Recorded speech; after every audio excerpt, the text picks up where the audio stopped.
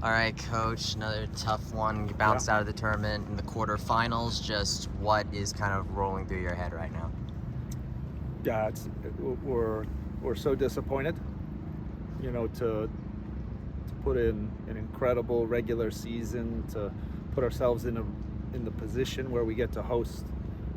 We wanted to go another round, and obviously our goal was to win this tournament. So the group's incredibly disappointed with the loss.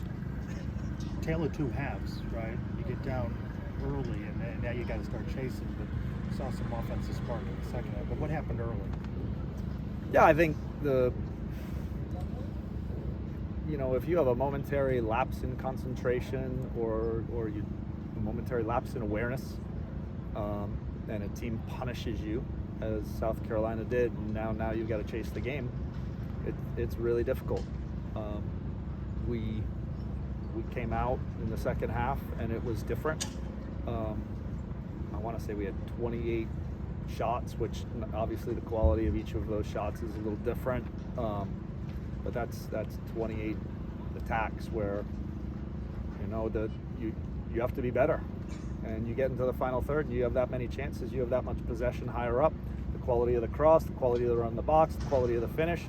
There's absolutely opportunities for us to score 2 goals and to get back into that game. So that's also disappointing, because I think we're certainly capable of going 2-0 down and winning 3-2. And the second half showed that we can bounce back and we can compete. I mean, the level of that game certainly rose in terms of the competitiveness and the fight. But if we had started there as opposed to waited, then I don't think this game ends up this way. What was your message to the team at halftime? Well, the message to the team is that the first 45 minutes was gone, and now we have to score 2 goals, and that we have to be so much better in the final third, and that we have to attack them, and that the decisions in the final third have to be better. The quality of everything that we do in the final third has to be better, and we have to go and get 2 goals. Why do you think the team didn't come out as strong? I think the way the game started, I think we were motivated for the game. I don't think that's an issue at all. But I think, we got the ball and we started to attack. And then rather than recognize that, okay, there's no way we're going to be able to continue this attack, we're not going to create a chance, and so we should hold the ball, right? Because you saw that in the second half, right, where we begin an attack and South Carolina recovers, and then we decide to keep the ball and then get organized so that we can attack.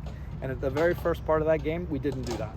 And so we would go to attack, we'd turn the ball over. And then now they're attacking us and we're disorganized. That probably happened 5-6 times when we got that ball, and their goals came from it.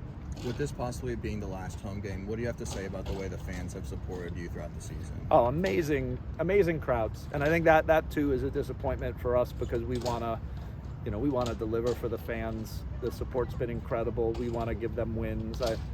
We gave them lots of excitement in the second half, but we didn't give them the goal to really lift our team and the fans. So I'm so grateful that Knight Nation's come out the way that they have and how they've supported us. What was the difference between the South Carolina you met in Columbia versus the South Carolina that came out tonight? I think part of that comes from them scoring, right? So you see, when you encourage a team by giving them openings, by giving them a goal, then they can kind of smell, okay, I can feel like we can do it. Whereas I think in that first game, it was more about what we did, which was we got on top of them, we got the goals, and then now you have a different kind of mentality that exists within the game. And I think that first game ended up being a little bit different to the second game in that way. Several days ago against JMU, the loss kind of came when the Knicks weren't able to finish. JMU got 2 goals ahead. This time around, it was the getting out of the gate. So would you say that there was any other differences you saw between the JMU game and this one, and what do you think really needs to be addressed as you go forward into the tournament? I mean, it's just we need to be able to play at the level, and that involves also doing the right things for 90 minutes, whether it's the start of the game, whether it's the end of the game.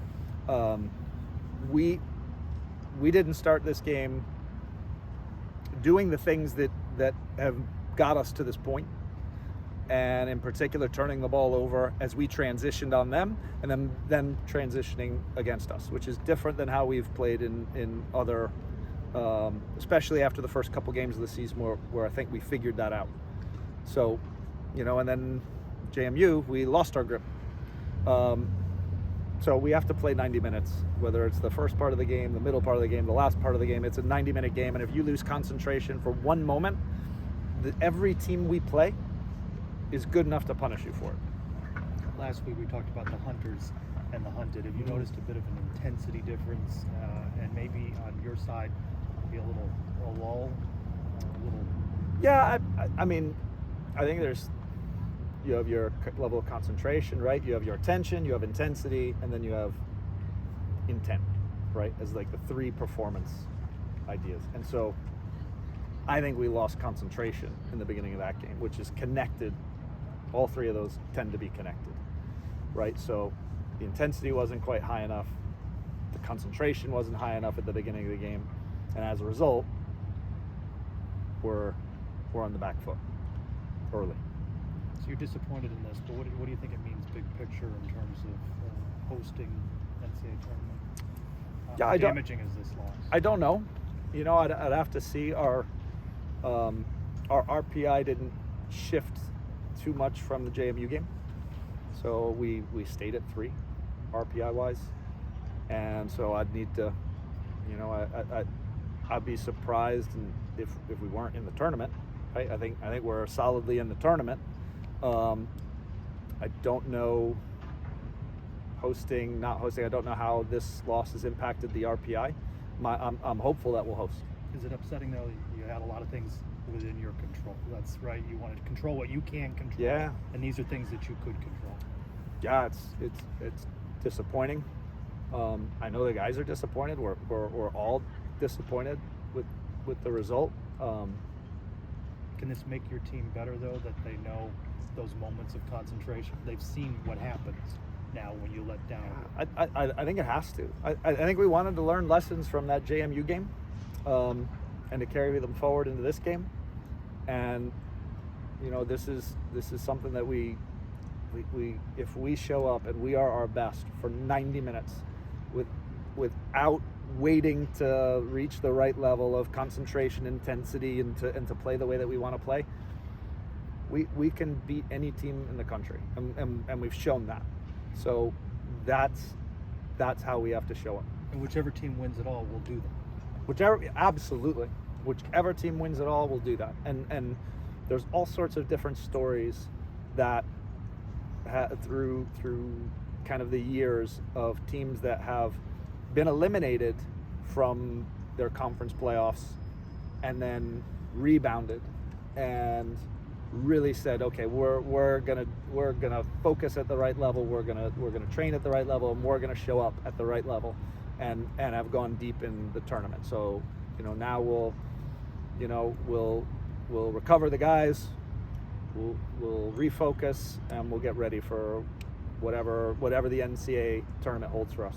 Do you feel like after the last couple of weeks of playing multiple matches in a week, now you have like a week plus to kind of recover and prepare before you figure out who your tournament opponent is on the 13th, and then a few days after that you actually go do it? That's a pretty long amount of time after a couple of weeks of multiple matches less than a week. Yeah. I think that's one of the things where, and I've been in this situation with other teams, especially as an assistant coach back a few years, where okay, you got eliminated, it's not what you wanted, but then now you've gotten to recover and really kind of re-energize yourself and get focused and be ready for the tournament, and then we've made deep runs.